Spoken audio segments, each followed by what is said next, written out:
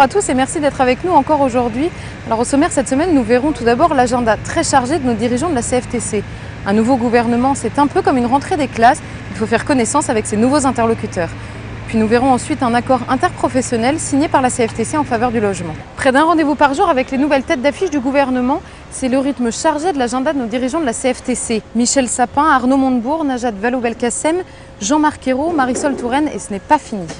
Nouveau président, nouveau gouvernement, urgence des dossiers, c'est le coup d'envoi des consultations avec les partenaires sociaux. Pour les dirigeants de la CFTC aussi, c'est le grand marathon des rencontres.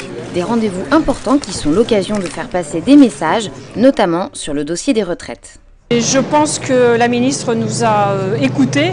Elle reviendra vers nous dans les jours qui viennent parce qu'ils veulent aller très vite sur ce décret. Ils souhaiteraient que ce décret soit terminé entre les deux week-ends des législatives. Donc nous aussi, on aimerait avoir des réponses claires et rapides. Maintenant, de savoir si dans cette concertation, négociation, on va prendre en compte ce qu'a exigé la CFTC, ça on le saura seulement dans les jours qui viennent, peut-être en début de semaine prochaine.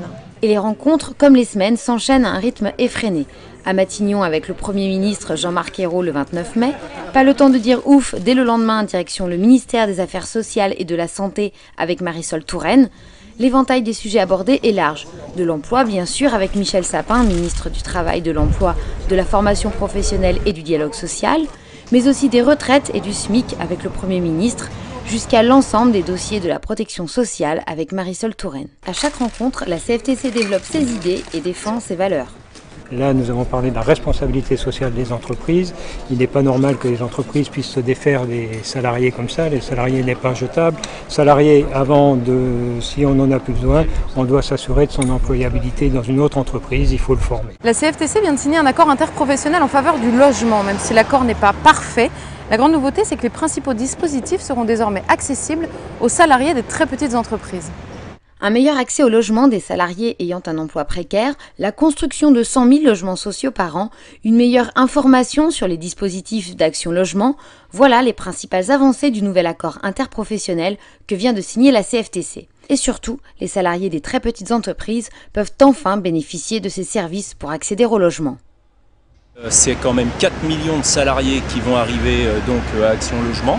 On a beaucoup d'espoir sur cet accord national parce que pour nous, le logement social, c'est une de nos priorités.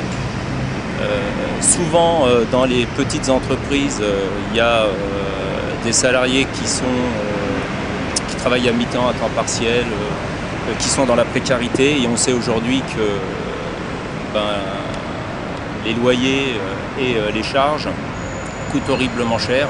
Et là, j'ai une petite pensée pour les familles monoparentales. La CFTC a tout particulièrement veillé à ce que les efforts en matière d'accès aux logements sociaux correspondent aux bassins d'emploi où les besoins sont les plus importants. On se rend compte que de trop nombreuses personnes, en particulier des jeunes, sont exclus du monde du travail parce qu'ils n'ont pas d'accès à un logement social proche de leur lieu de travail.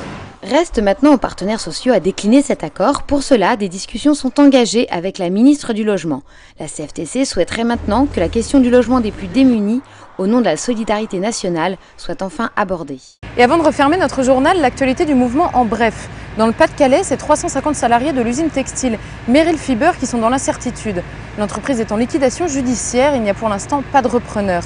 Du côté des pouvoirs publics, pas d'interlocuteur non plus entre les deux tours de la présidentielle, selon notre délégué syndical Gilbert Aubeuf.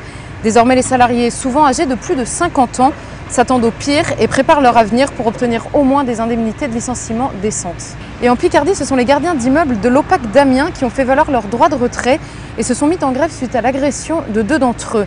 Ils demandent le renforcement de la présence policière pour eux-mêmes, mais aussi pour les habitants, explique notre délégué syndical Stéphane Pruot. Et puis, une information de dernière minute, les délégués de Natixis qui ont totalement innové pour leurs élections professionnelles, ils ont réalisé un clip afin de se démarquer et de montrer le visage des candidats, explique Agnès Leclerc, la déléguée CFTC.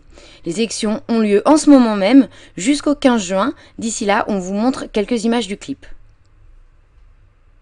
Et comme vous pouvez le voir, nous sommes actuellement devant le Palais des Congrès où se tient le congrès de la Fédération Métallurgie. Vous en saurez plus dans notre prochain journal.